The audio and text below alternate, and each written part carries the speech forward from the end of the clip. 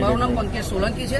હું બહુજન સમાજ પાર્ટી આણંદ જિલ્લાનો મહાસચિવ છું અને આપણી ચેનલના માધ્યમથી અને આજે જે બહુજન સમાજ પાર્ટી બહેન કુમારી માયાવતીજીના આદેશ અનુસાર જે આવેદનપત્ર આપવામાં આવ્યું છે, તો સંસદની અંદર જે અમિત શાહ જે ગૃહમંત્રી અમિત શાહજીએ જે ટિપ્પણી કરી છે, તો બેન જે કીધું છે કે એમના શબ્દ પાછા લેવા જોઈએ. સાથે સાથે હું એ કહીશ અને બહુજન સમાજને, પૂરા Bahujan Samaj, SC ST OBC દલિત સમાજને હું એક આવાજ એક સંદેશો પહોંચાડવા માંગીશ કે આપણે એ પણ જાગૃત થવાની જરૂર છે કે અમિત શાહજીએ તો ટિપ્પણી કરી છે અને એમના શબ્દ આપણે પાછા લેવડાવવાના છે. એના માટે બેનજીએ આહવાન કર્યું છે.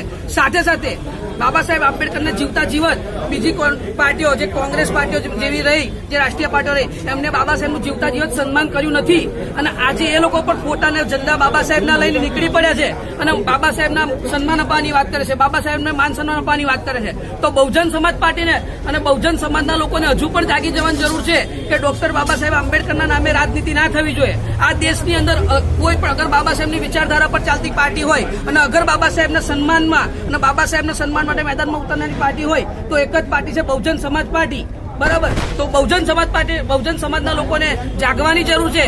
હજુ પણ આજે પણ ટિપ્પણીઓ થયા પછી પણ અન્ય પાર્ટીના, સવર્ણ સમાજની પાર્ટીના, બીજી અન્ય પાર્ટીઓ જે છે દેશની અંદર, એ બાબા સાહેબના નામે રાજનીતિ કરી રહી છે અને બહુજન સમાજના લોકોને ગુમરાહ કરી રહી છે. તો બહુજન સમાજના લોકો ગુમરાહ ના થાય, આજ મારી અપીલ છે. જય ભીમ, જય ભારત. બહુજન સમાજ પાર્ટી.